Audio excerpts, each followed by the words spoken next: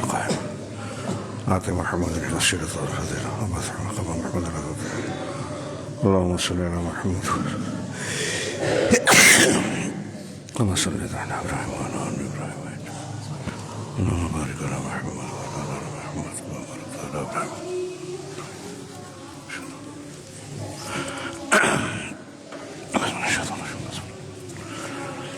الحمد لله نحمده ونستعينه ونستغفره ونؤمن به ونتوكل عليه ونعوذ بالله من شرور أنفسنا ومن سيئات أعمالنا من يهده الله فلا مضل له ومن يضلل فلا هادي له وأشهد أن لا إله إلا الله وحده لا شريك له وأشهد أن محمدا عبده ورسوله.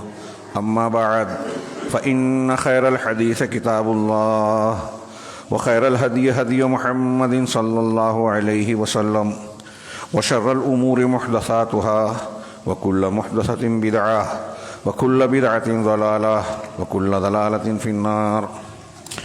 أعوذ بالله من الشيطان الرجيم. بسم الله الرحمن الرحيم. يا أيها الذين آمنوا اذكروا الله كثيرا يا أيها الذين آمنوا اذكروا الله ذكرا كثيرا وسبحوه بكرة وأصيلا.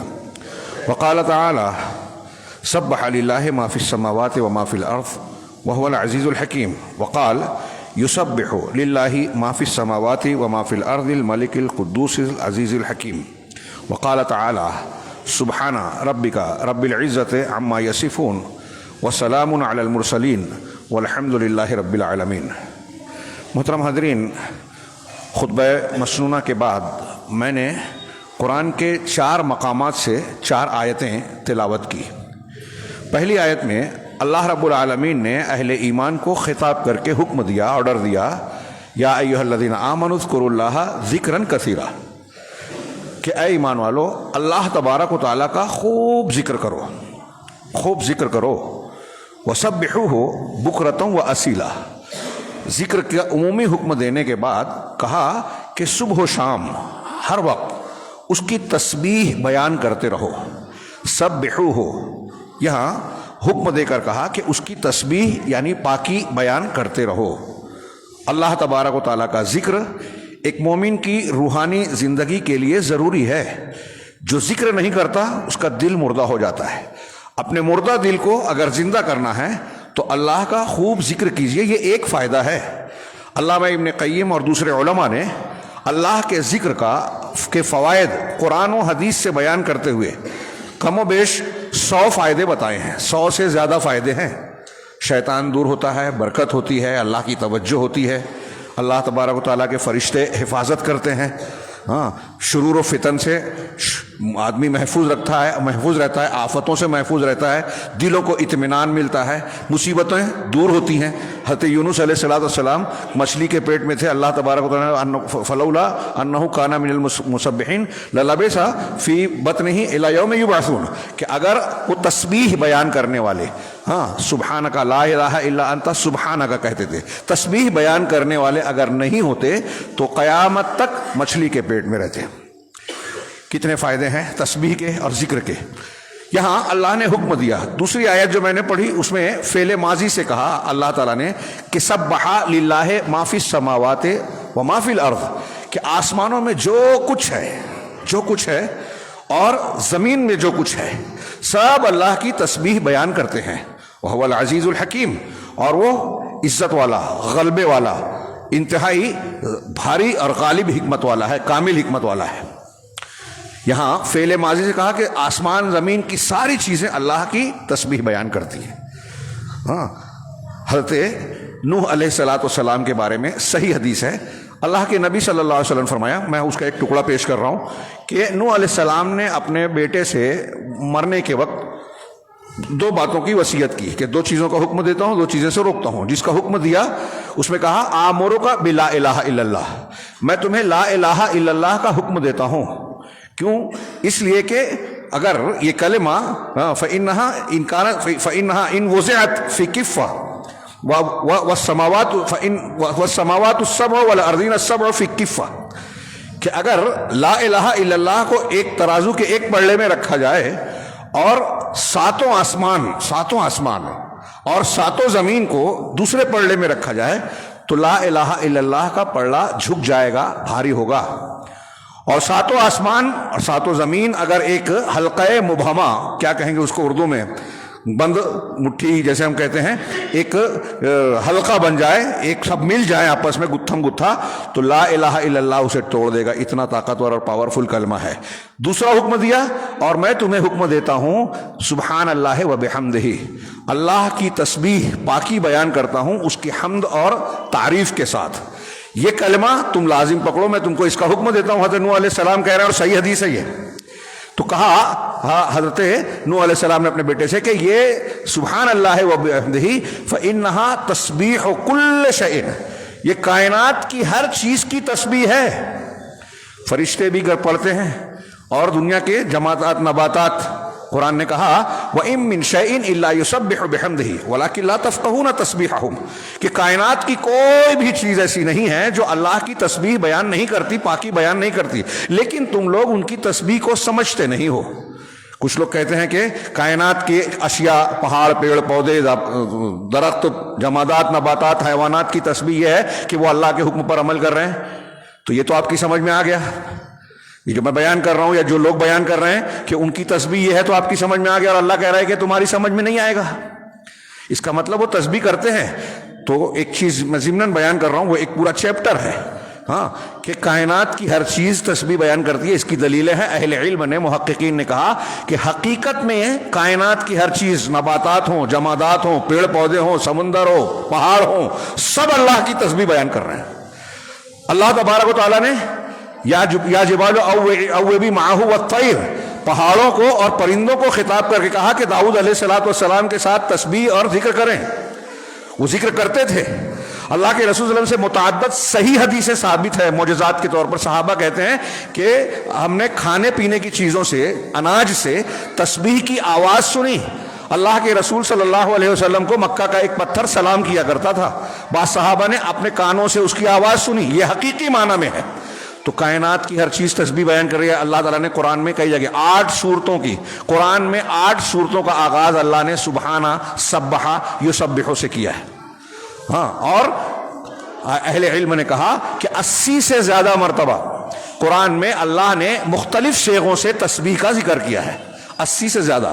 یہ میں نے ایک فعل امر والا ایک آیت نقل کی، فعل ماضی والی ایک آیت نقل کی، اور سورہ جمعہ کے آغاز یسبح للہ ما فی السماوات والارض، ما فی السماوات و ما فی الارض الملک القدوس العزیز الحکیم، کہ آسمانوں اور زمینوں میں جو کچھ بھی ہیں، جو چیزیں ہیں، سب اللہ کی تسبیح بیان کرتے ہیں، پاکی بیان کرتے ہیں. یہاں فعل مضارع ہے، پہلے پاسٹ ٹینس تھا، یہ حال اور مستقبل والا ٹینس ہے، فعل ہے، کہ اس کی تسبیح بیان کرتے ہیں. کون؟ اللہ جو الملک ہے، بادشاہ ہے، القدوس ہے، ہر طریقے سے پاک صاف پاکیزہ ہے. ہاں، العزیز الحکیم، عزیز ہے، غالب. غلبے کی 3 معنی ہوتے ہیں: غلبہ قوت، غلبہ امتناع، غلبہ قدرت و قہر. ہر اعتبار سے غالب ہے، اس کے فیصلے کو کوئی ٹال نہیں سکتا، کوئی رد نہیں کر سکتا. الحکیم، الحکیم حکمت و دانائی میں کامل ہے، اس کا کوئی کام بیکار بس اور بے وقوفانہ نہیں ہوتا. چنانچہ یہ مضارع کے صیغے کے ساتھ ہے. اور کئی مقامات پر قرآن میں مصدر کا لفظ آیا ہے، سبحان. ہمارے یہاں کچھ لوگ سمجھتے ہیں سبحان اللہ کا نام ہے. نام نہیں ہے، یہ اللہ کی تسبیح والا، بیان کرنے والا فعل ہے، مصدر ہے. تو کہا سبحان الذی اسری بعبدہ، پاک ہے وہ ذات جو اپنے بندے کو راتوں رات لے گیا مسجد حرام سے مسجد اقصی تک. سورہ بنی اسرائیل کا آغاز. اسی طرح میں نے جو آیت پڑھی تھی، سبحان ربک رب العزت عما یصفون، تمہارا پروردگار پاک ہے. رب سبحان ربک، تمہارا پروردگار پاک ہے. رب العزہ، جو عزت و غلبے والا رب ہے، پروردگار ہے. عما یصفون، کس چیز سے پاک ہے؟ یہ مشرکین، یہ جاہلین جو اللہ کے بارے میں بیان کرتے ہیں. کوئی کہتا ہے کہ اللہ کا بیٹا ہے، کوئی کہتا ہے کہ فرشتے اللہ کی بیٹیاں ہیں، کوئی کہتا ہے کہ اللہ کے شریک ہیں، سفارشی ہیں جو سفارش کر کے ہماری بخشش کروا دیں گے. ہم ان کو پکارتے ہیں تو اللہ تبارک و تعالیٰ سے جو ہے ہمارے معاملات کو درست کرا دیں گے، ہماری مشکلات کو حل کروا دیں گے. اللہ ان ساری چیزوں سے برتر ہے، پاک ہے، صاف ہے، اس کے اندر کوئی عیب نہیں. وسلام علی المرسلین، یہ جو کہتے ہیں وہ صحیح نہیں ہے، اس لیے اللہ اس سے پاک ہے، لیکن رسولوں پر سلامتی ہے کیونکہ رسول جو بیان کرتے ہیں وہ صحیح ہے۔ والحمدللہ رب العالمین، اور تمام تعریف، تمام حمد اللہ کے لیے ہے جو تمام پروردگار کا تمام جہانوں کا پروردگار ہے۔ سبحان اور اس کے ساتھ حمد۔ ابھی آگے میں تھوڑا سا بیان کروں گا اس کی حکمت کیا ہے۔ یہ میں نے تھوڑا سا ایک نمونہ پیش کیا قرآن مجید سے کہ چند اور 80 سے زیادہ آیتیں ہیں، صرف آیتوں کا تذکرہ کریں، اس کے معنی، مفہوم، گہرائیاں، معنویت، بلاغت، اس میں کیا کیا معنی مفہوم سمٹے ہوئے ہیں، تو میں سمجھتا ہوں مہینوں کم پڑ جائیں گے، اللہ تبارک و تعالیٰ کی تسبیح کا حق ادا نہیں ہوگا، اور ہم اس کو بیان کرتے رہیں گے۔ اور مجھے یقین ہے کہ اس مضمون کو سنتے پڑھتے ہوئے اگر ایمان والا سنے گا تو اسے بوریت اور اکتاہٹ نہیں ہوگی۔ یہ قرآن کی آیتیں میں نے تھوڑی سے نمونے کے طور پہ پیش کی اور بتایا کہ 80 سے زیادہ مقامات پر اللہ تبارک و تعالیٰ نے تسبیح کا ذکر کیا ہے قرآن میں، اور آپ صبح و شام کے اذکار، سونے اٹھنے کے اذکار، دعائیں جو قرآن و حدیث نے بتائی ہے، اس میں دیکھیے سبحان، تسبیح، سبحہ بار بار ملے گا، آپ کو بار بار ملے گا۔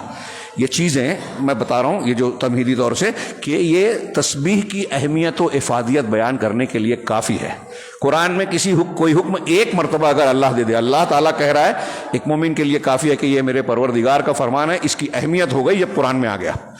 جس چیز کو اللہ نے 80 سے زیادہ مرتبہ بیان کیا، اذکار بتائے رسول اللہ صلی اللہ علیہ وسلم نے، تمام انبیاء، تمام فرشتے، نباتات، جمادات جس کو اختیار کیے ہوئے، کتنی اہم چیز ہے، غور کیجئے۔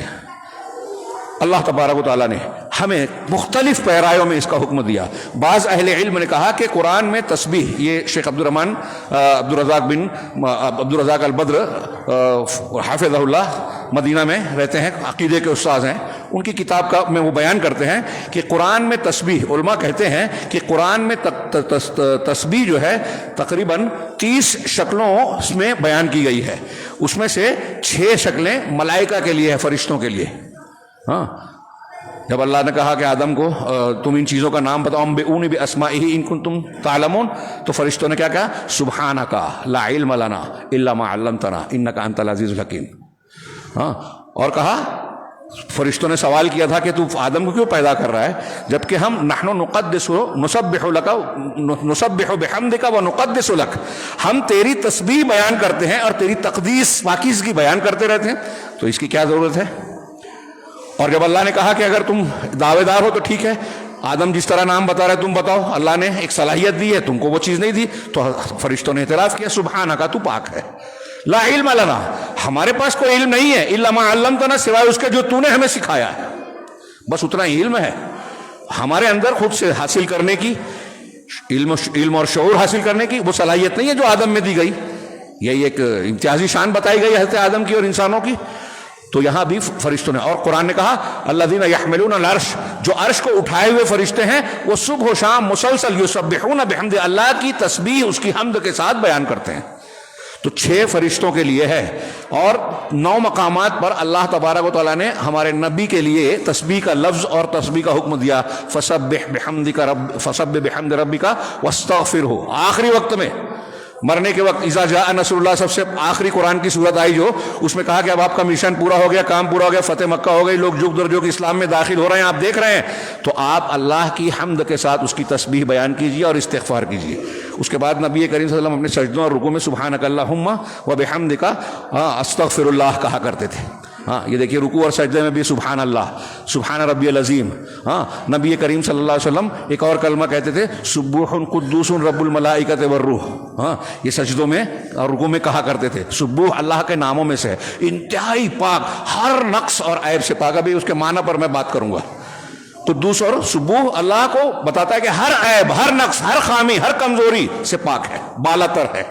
تو اللہ تبارک و تعالیٰ نے، اللہ کے رسول نے یہ سکھایا نماز میں وطر سے فارغ ہونے کے بعد، سبحان الملک القدوس کہتے ہیں، سبحان الملک اور القدوس دوبارہ، یہاں بھی سبحان کا لفظ ہے۔ صبح شام کے اذکار میں بتایا گیا، کئی پیرائے میں بتایا گیا اللہ کی تسبیح کو۔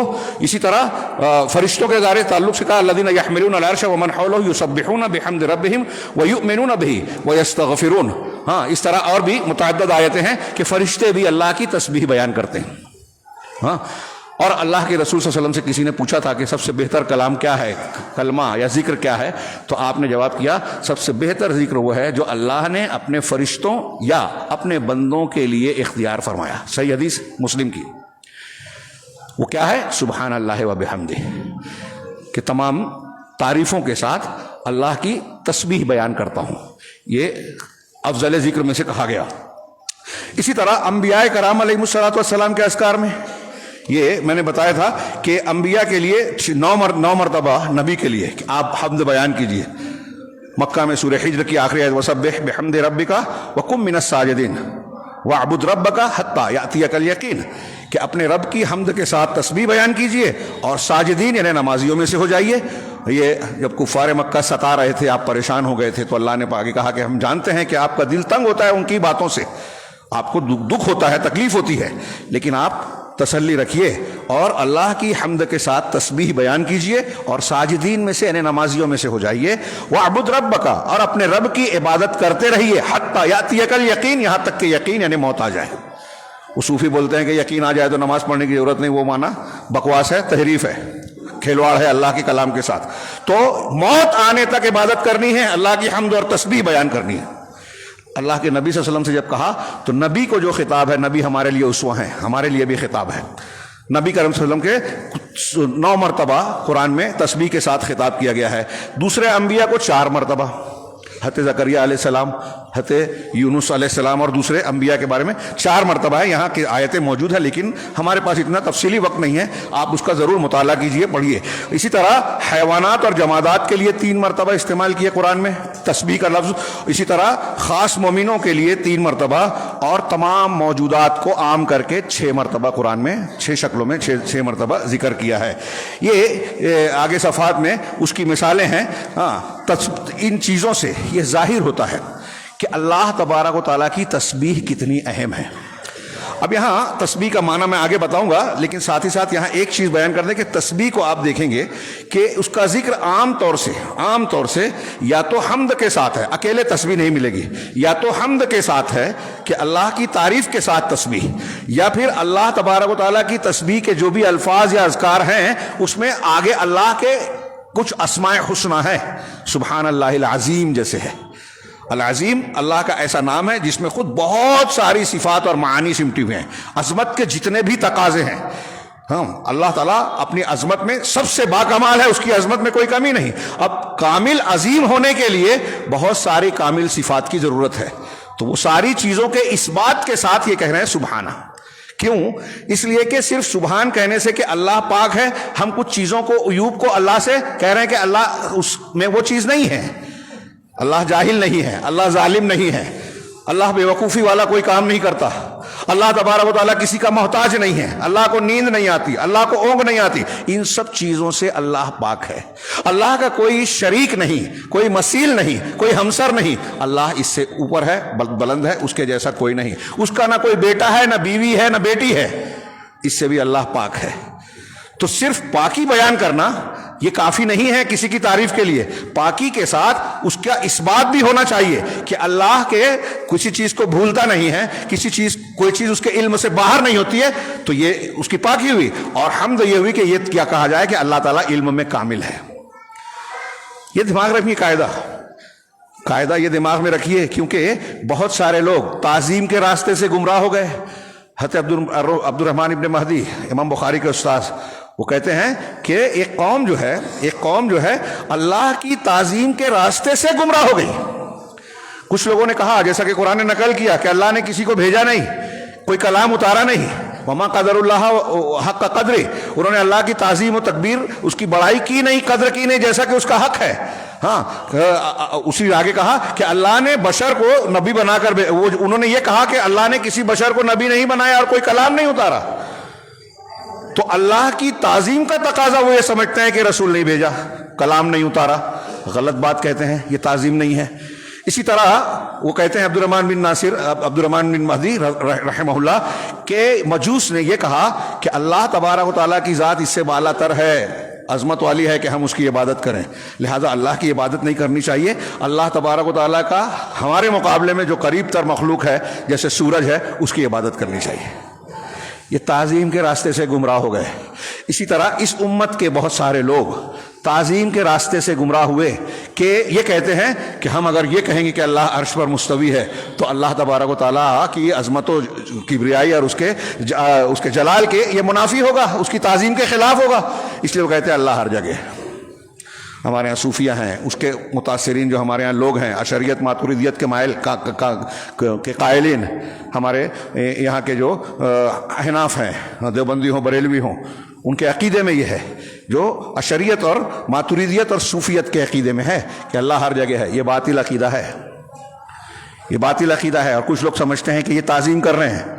نہیں، اللہ کو عرش پر بولیں گے تو یہ لازم آئے گا. بولا اللہ نے قرآن میں رسول اللہ صلی اللہ علیہ وسلم نے حدیثوں میں بیان کیا ہے، کم و بیش 1000 دلیلیں، 1000 سے زیادہ دلیلیں ہیں کہ اللہ عرش پر ہے، اوپر ہے، العلی ہے، الکبیر ہے، ہر اعتبار سے اوپر ہے، بلند ہے، مرتبے میں بھی، درجے میں بھی، تسلط میں بھی، اور جگہ میں بھی اللہ اوپر ہے، علو رکھتا ہے. سورہ آیت الکرسی میں کہتے ہیں وہ العلی العظیم، وہ العلی ہے. علی کا کیا مطلب؟ بلند، اوپر. کیا مطلب بلند؟ ہر اعتبار سے بلند. تو اس میں یہ معنی بھی آ گیا کہ وہ اوپر ہے. تو کچھ لوگ یہ سمجھتے ہیں کہ یہ عظمت کے خلاف ہے. اسی لیے اہل علم نے کہا کہ آدمی معطلہ کی طرح تسبیح بیان نہ کرے. معطلہ اللہ کی تسبیح کا مطلب یہ نہ سمجھے کہ اللہ کے اندر خوبیاں نہیں ہیں، صفات نہیں ہیں، جیسا کہ معطلہ اور معتزلہ کہتے ہیں کہ اللہ علیم ہے لیکن علم نہیں ہے، حی ہے لیکن حیات والا نہیں ہے، یعنی زندگی والا نہیں ہے، غنی ہے لیکن غنا نہیں ہے، قدیر ہے لیکن قدرت نہیں ہے. یہ تو بکواس بات ہوئی. جو لوگ اس طرح سے تسبیح کا معنی لیتے ہیں ان کی تسبیح باطل ہے. تو تسبیح کا معنی، اسی لیے آخر میں ایک بات کہی، شاید میں بھول جاؤں گا، اسی لیے یہی کہوں کہ قرآن و حدیث میں تسبیح بھی اللہ کی بیان کرنی ہے تو اللہ تعالیٰ نے اور رسول اللہ صلی اللہ علیہ وسلم نے قرآن و حدیث میں تسبیح کے جو اصول ضابطے بیان کیے ہیں اس کو مد نظر رکھ کے اختیار کرنا چاہیے. اس کو اختیار نہ کرنے پر بھی لوگ گمراہ ہو جاتے ہیں. یہ دوسری بات تھی ہاں کہ یہ ایک اصول ہے. آئیے اب تسبیح کی فضیلت کا تھوڑا سا میں تذکرہ کروں. حضرت نوح علیہ السلام والی ایک بات جو ہے جو اس میں اپنے بیٹے کو کہا تھا کہ میں تم کو سبحان اللہ وبحمدہ کی تعلیم دیتا ہوں، اس میں 2 جملہ انہوں نے کہا تھا، میں نے ایک بیان کیا، ایک بھول گیا. ایک کہا تھا کہ فَإِنَّهَا وَآمُرُكَ بِلَا الَّهَ إِلَّا اللَّهِ کے بعد کہا سبحان اللہ وبحمدہ، میں تم کو حکم دیتا ہوں سبحان اللہ وبحمدہ کا، اس کو پڑھتے رہو. اس کا 2 فائدہ بتایا تھے نوح علیہ السلام نے، اور رسول اللہ صلی اللہ علیہ وسلم نے اس کو بیان کیا ہم کو اور آپ کو. کیا بیان کیا کہ فَإِنَّهَا تَسْبِيحُ كُلِّ شَيْءٍ. پہلی بات کہ یہ سبحان اللہ وبحمدہ یہ تمام لوگوں کی تسبیح ہے، سب لوگ اسے پڑھتے ہیں، فرشتے بھی، جمادات بھی، نباتات بھی. اور دوسری بات کہی وَبِهَا تُرْزَقُ الْخَلَائِقُ، اسی کے ذریعے سے مخلوق کو رزق دیا جاتا ہے. سنا آپ نے لا الہ الا اللہ یا تسبیح کا فائدہ کیا ہے؟ آپ کو اگر روزی چاہیے، رزق چاہیے، برکت چاہیے، ہاں آپ بھی سنیں، مائیں بہنیں بھی سنیں، ہماری مائیں اور بہنیں گھر میں وہ چاہتی ہیں فراوانی ہو، کسی کی محتاجگی نہ ہو، اللہ رزق دے وے، روزی دے وے، خوب تسبیح پڑھیے، استغفار کیجیے. تسبیح لیکن یہ کیسے ہوگا؟ ہمارے ہاں جس طریقے سے لوگ فضائل بتاتے ہیں لیکن معنی نہیں سمجھتے، لا الہ الا اللہ پڑھتے ہیں اور شرک کرتے ہیں، تسبیح کہتے ہیں اور اللہ تبارک و تعالیٰ کی طرف ایسی چیزوں کی نسبت کرتے ہیں جو اللہ تعالیٰ کی شان میں گستاخی ہے، اللہ تعالیٰ کو گالی ہے. وہ بہت سے مسلمان دیتے ہیں. کیسے دیتے ہیں میں ابھی بتاؤں گا. اگر اس طریقے سے آپ تسبیح پڑھتے بھی ہیں تو کروڑ مرتبہ ایک دن میں پڑھ لیں، کوئی فائدہ نہیں ہے. ایک آدمی لا الہ الا اللہ پڑھتا رہے کہ اتنا لاکھ اتنی مرتبہ روزانہ اس کے ورد کر لے، لیکن لا الہ الا اللہ کی شرطیں نہیں جانتا، اس کا معنی نہیں جانتا، اور پھر اس کے خلاف عقیدہ رکھتا ہے، اس کے خلاف عمل کرتا ہے، گنڈا تعویذ کر رہا ہے، جادو ٹونا کر رہا ہے، غیر اللہ کو پکار رہا ہے، قبروں پہ جا کے جھک رہا ہے، دوسروں کے نام کی نظر و نیاز کر رہا ہے، تو اس کا لا الہ الا اللہ کوئی مطلب نہیں رکھتا. اچھی طرح دماغ میں رکھیے. ایسے ہی ایک آدمی اللہ کی تسبیح تو بیان کر رہا ہے لیکن اللہ تبارک و تعالیٰ کے بارے میں بدعقیدگی رکھتا ہے، وہ بھی کوئی معنی نہیں رکھتا. تو اس لیے یہ فضیلت کی دعائیں کے الفاظ دماغ میں رکھیں. میں 2-4 روایتیں اس میں لا الہ الا اللہ سبحان اللہ یا سبحان اللہ وبحمدہ کی فضیلت میں اور اس کے فوائد میں اتنی حدیثیں ہیں، آیتیں ہیں کہ اگر صرف اس کو شمار کرنا مشکل ہوگا، ایک موٹی کتاب تیار ہو جائے گی اور ہفتوں اس کو بیان نہیں کیا جا سکتا. 2-4 نمونے کی روایتیں پیش کر رہے ہیں جو آپ بھی سنتے ہوں گے. اللہ کے رسول صلی اللہ علیہ وسلم کا فرمان ہے یہ کہ یہ افضل الکلام سب سے زیادہ افضل کلام، فضیلت والا، اور اللہ کے نزدیک سب سے محبوب ہے، ہاں وہ کیا ہے؟ اللہ کے نبی صلی اللہ علیہ وسلم فرمایا کہ احب الکلام الی اللہ اربع، ہاں کہ اللہ کے نزدیک 4 کلمات سب سے زیادہ محبوب ہے۔ بعض روایتوں میں قرآن کے بعد سب سے زیادہ فضیلت والے یہ کلمات، وہ 4 کلمات کیا ہیں؟ سبحان اللہ والحمد للہ ولا الہ الا اللہ واللہ اکبر۔ یہ 4 کلمات اللہ تبارک و تعالیٰ کو سب سے زیادہ محبوب ہے۔ میں نے ایک اور روایت کی طرف اشارہ کیا کہ وہ قرآن کے بعد سب سے زیادہ، اس کو معمولی مت سمجھیے، لیکن اس کی عظمت فضیلت کو جاننے کے لیے اس کے معنی اور مفہوم کی گہرائی کو ضرور دماغ میں رکھیے۔ ایک مسلمان کو یہ جو پڑھتا ہے فضیلت کے لیے، اجر و ثواب کے لیے، اس کے معنی کو سمجھ لینا بہت اہمیت کا حامل ہے۔ آپ معنی اور مفہوم سمجھ کے جب پڑھیں گے تو اس کا اثر بھی بدل جائے گا اور اس کا فائدہ بھی زیادہ ہوگا، برکت بھی زیادہ ہوگی، اور دل میں اس کے اثرات ہوں گے۔ ہم پڑھیں گے جب ہمارا دل صاف ہوگا، دل کا زنگ صاف ہوگا، گناہ صاف ہوں گے۔ ذکر سے دل کا زنگ صاف ہوتا ہے، حضرت ابو دردہ رضی اللہ تعالیٰ عنہ صحابی رسول کا کہنا ہے۔ یہ مسلم شریف کی حدیث ہے اور آپ نے سنی ہوگی۔ اسی طرح صحیح مسلم میں حضرت ابو ذر رضی اللہ تعالیٰ عنہ کی روایت ہے کہ اللہ کے رسول صلی اللہ علیہ وسلم نے پوچھا گیا کہ سب سے افضل کلام کیا ہے؟ تو آپ نے کہا جس چیز کو مصطفی اللہ لملائکتہ و لعبادہ، کہ جس کو اللہ نے اپنے فرشتوں اور اپنے بندوں کے لیے چن لیا ہے، اور وہ ہے سبحان اللہ و بحمدہ، کہ تمام تعریف اللہ کی تعریف کے ساتھ اس کی تسبیح بیان کرتا ہوں۔ ایک میں ہے کہ سب سے محبوب کلام اللہ تبارک و تعالیٰ کے نزدیک سبحان اللہ و بحمدہ ہے۔ اس معنی کی اور بھی کئی حدیثیں ہیں۔ تسبیح کے فضائل میں سے وہ حدیث بھی ہے جس کو نبی کریم صلی اللہ علیہ وسلم نے فرمایا کہ من قال سبحان اللہ و بحمدہ فی یوم 100 مرہ، جو شخص سبحان اللہ و بحمدہ ایک دن میں 100 مرتبہ کہے گا، حطت خطایا، اس کی برائیاں غلطیاں مٹا دی جائیں گی، وَإِن كَانَتْ مِثْلَ زَبَدِ الْبَحْرِ، چاہے وہ سمندر کے جھاگ کی طرح ہی کیوں نہ ہو۔ یہ مسلم شریف کی، میرا خیال ہے بخاری میں بھی ہو، یہ حدیث ہے، صحیح حدیث ہے، معروف ہے۔ جھاگ کی طرح، یہ بات یاد رکھیں کہ کبیرہ گناہوں کے تعلق سے تھوڑی تفصیل ہے۔ ہم کوئی بھی بڑے سے بڑا گناہ کریں، پڑھ لیں صاف ہو جائے گا، ایسا نہیں ہے۔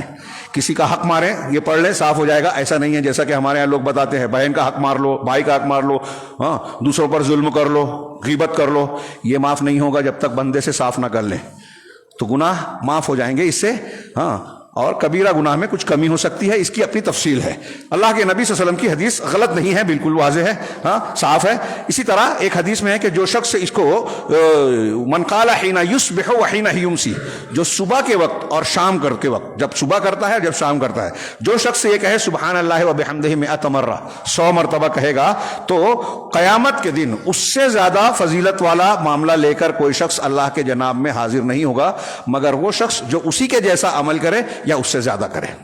ہاں یہ حدیث بھی صحیح مسلم کی ہے، یعنی اگر کوئی صبح شام 100 مرتبہ یہ پڑھتا ہے تو اللہ کے ہاں سب سے بہتر عمل والا یہ ہوگا۔ ہاں کوئی اگر اس کے جیسا یا اس سے زیادہ کرنے والا، یہ سبحان اللہ بحمدہ پڑھنے والا ہوگا تو اس کا درجہ اونچا ہوگا۔ پھر ایک حدیث میں ہے، ہاں مسلم نے ہی اپنی صحیح میں نقل کیا حضرت سعد بن ابی وقاص سے، وہ کہتے ہیں کہ ہم لوگ رسول اللہ صلی اللہ علیہ وسلم کے پاس تھے، آپ نے پوچھا ایعجز احدکم ان یکسب کل یوم 1000 حسنہ، ہاں کہ تم میں سے کوئی شخص کیا اس سے عاجز ہے کہ وہ ہر روز 1000 نیکیاں کرے؟ اس سے عاجز ہے؟ تو آپ کے جلساء ہم نشینوں نے کہا کیف یکسب احدنا 1000 حسنہ، کہ 1000 نیکیاں کیسے کمائے گا؟ تو آپ نے کہا یسبح 100 تسبیحہ فیکتب لہ 1000 حسنہ، کہ وہ 100 مرتبہ تسبیح بیان کرے، سبحان اللہ کہے، سبحان اللہ و بحمدہ کرے، تو اس کے لیے 1000 نیکیاں لکھی جائیں گی یا 1000 غلطیاں، اور یحط عنہ 1000 خطیئۃ، یا 1000 خطیئہ برائیاں اس سے معاف کر دی جائے گی، ختم کر دی جائے گی۔ ایک اور روایت پیش کر دوں جو بہت مشہور ہے، آپ سنتے ہیں، بخاری شریف کی آخری روایت، اس پر لوگ درس دیتے ہیں، ختم بخاری تکمیل بخاری والا، کہ اللہ کے رسول نے فرمایا کلمتان حبیبتان الی الرحمن ثقیلۃ خفیفتان علی اللسان، خفیفتان علی اللسان ثقیلتان فی المیزان، یہ 2 کلمے ہیں جو رحمان کو بہت محبوب ہیں۔ 2 کلمے، یہاں عربی سے واقفیت رکھنے والوں کو معلوم ہونا چاہیے کہ یہاں مبتدا خبر، مبتدا پہلے ہوتی ہے، خبر بعد میں، لیکن یہاں خبر پہلے ہے، مبتدا بعد میں۔ اس کی حکمت بتائی علماء نے کہ یہ اللہ تعالیٰ، اللہ کے رسول سے بیان کرنے کا انداز ہے کہ شوق پیدا ہو سننے والے میں۔ 2 کلمے ہیں جس کی یہ حیثیت ہے، شوق پیدا ہو کہ وہ کون سے کلمے ہیں۔ یہ طریقہ بیان ہے۔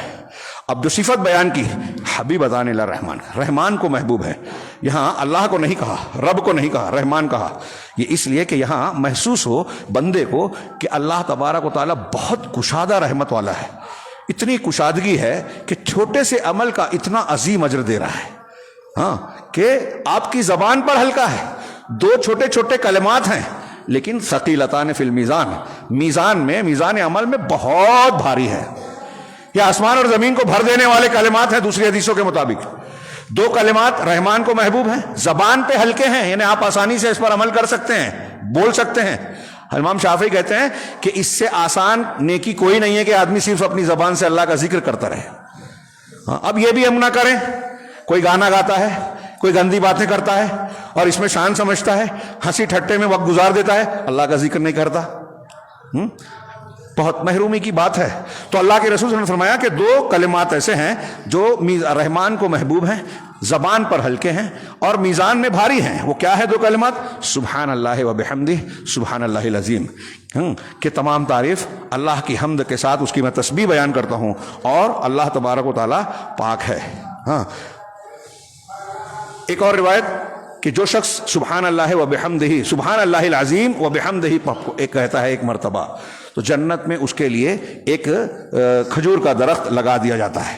اللہ کے نبی صلی اللہ علیہ وسلم سے یہ بھی ثابت ہے کہ آپ فرماتے ہیں کہ جو شخص سبحان اللہ و بحمدہ، سبحانک اللہم و بحمدک، اشہد ان لا الہ الا انت، استغفرک و اتوب الیک، کسی مجلس کے، آپ کسی مجلس میں بیٹھے ہیں، اس کے خاتمے پر اگر یہ کلمات کہتے ہیں تو اگر آپ کی وہ مجلس ذکر ہے، نیکیاں کی آپ نے، تو یہ کلمات اس کے لیے مہر کا کتابے، یہ تابے کی طرح ہو جائیں گی، یعنی مہر لگ جائے گی، سرٹیفائیڈ ہو جائے گی آپ کی مجلس اللہ کے یہاں، یہ پیک ہو گئی، ہاں، محفوظ ہو گئی۔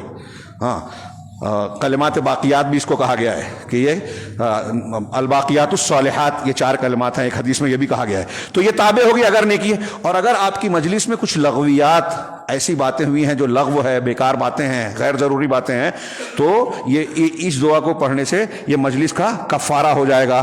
دوسری حدیث بھی اس سلسلے کی ہے، مجلس کے کفارے کے سلسلے میں آپ نے اس کو بہت مرتبہ سنا ہوگا۔ ہاں، یہ کیوں اتنی فضیلت ہے؟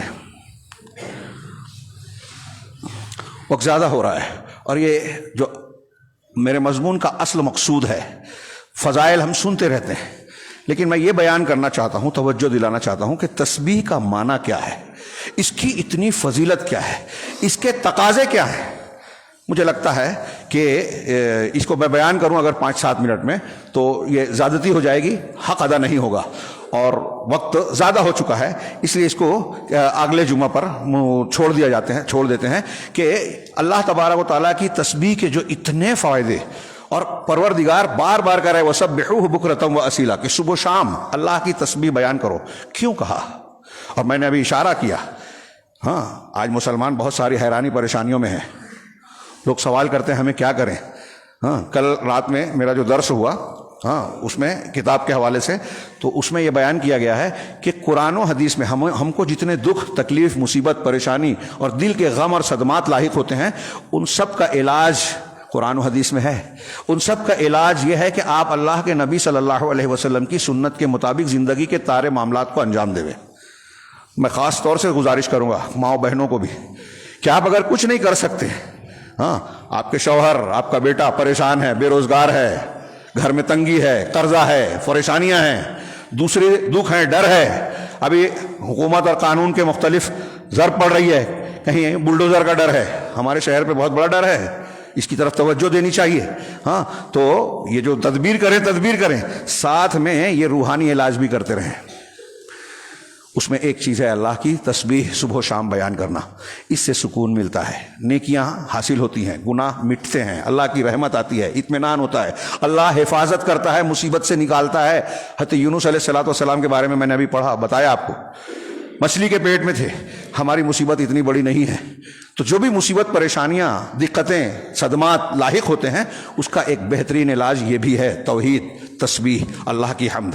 انشاءاللہ آئندہ ہفتہ سبحان اللہ و بحمدہ یہاں رہوں یا کسی اور مسجد میں، اس کے معنی اور مفہوم پر، اور میں جتنے لوگ سن رہے ہیں وہ چاہے حاضر ہو نہ ہو، میں ضرور کہوں گا کہ اس فضیلت اور جو تسبیح کی اہمیت بیان کی گئی ہے، اس سے اس کی ساری چیز جڑی ہوئی ہے، اس کے معنی، مفہوم اور اس کے تقاضے سے جڑی ہوئی، کہ سبحان اللہ جب ہم کہتے ہیں تو اس کا معنی کیا ہے۔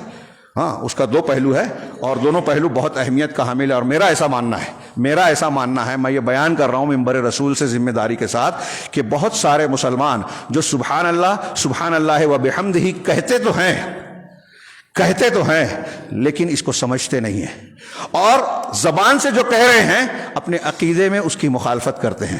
کوئی بھی انسان کسی بھی قسم کا شرک کرتا ہے، کسی بھی قسم کا، وہ اللہ تبارک و تعالیٰ کو گالی دے رہا ہے، تسبیح کی مخالفت کرتا ہے۔ آپ دیکھیے قرآن میں مشرکین کے شرک کا جہاں جہاں اللہ نے ذکر کیا، آپ اکثر جگہ پائیں گے سبحان اللہ عما یشرکون۔ اللہ نے اپنے اوصاف اور کمالات کو جہاں بیان کیا، سورہ حشر کی آخری آیت ہے جس میں اللہ کے اسماء حسنی کا بہت بڑا متعدد ناموں کو بیان کیا گیا، هو اللہ الذی لا الہ الا هو الملک القدوس السلام المؤمن المہیمن العزیز الجبار المتکبر۔ پڑھیے سبحان اللہ عما یشرکون، آخر میں کہا کہ اللہ تو ایسا ہے، الملک ہے، القدوس ہے، مہیمن ہے، ساری قوت حکمت اس کے ہاتھ میں ہے۔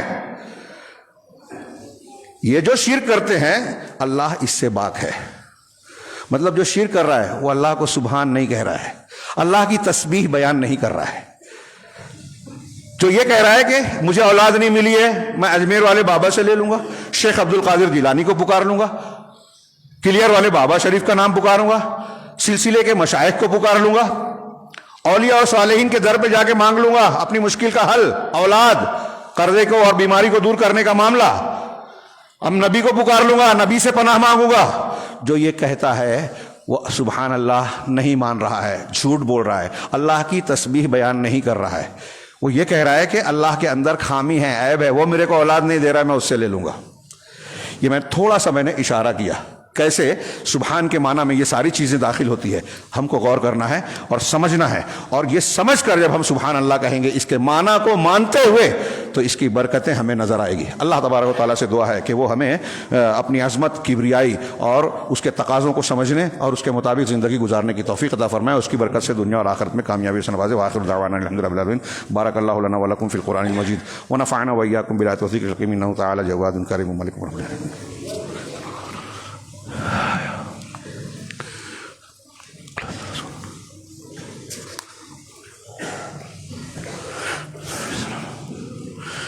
الحمد لله نحمده ونستعينه ونستغفره ونؤمن به ونتوكل عليه ونعوذ بالله من شرور أنفسنا ومن سيئات أعمالنا، من يهده الله فلا مضل له ومن يضلل فلا هادي له، وأشهد أن لا إله إلا الله وحده لا شريك له، وأشهد أن محمدا عبده ورسوله، أما بعد فأعوذ بالله السميع العليم من الشيطان الرجيم، بسم الله الرحمن الرحيم، إن الله وملائكته يصلون على النبي يا أيها الذين آمنوا صلوا عليه وسلموا تسليما، اللهم صل على محمد وعلى آل محمد كما صليت على إبراهيم وعلى آل إبراهيم إنك حميد مجيد، اللهم بارك على محمد وعلى آل محمد كما باركت على إبراهيم وعلى آل إبراهيم إنك حميد مجيد۔ عباد الله رحمني ورحمكم الله، إن الله يأمر بالعدل والإحسان وإيتاء ذي القربى وينهى عن الفحشاء والمنكر والبغي يعظكم لعلكم تذكرون، اذكروا الله يذكركم وادعوه يستجب لكم، ولذكر الله تعالى أعلى وجل وأكبر۔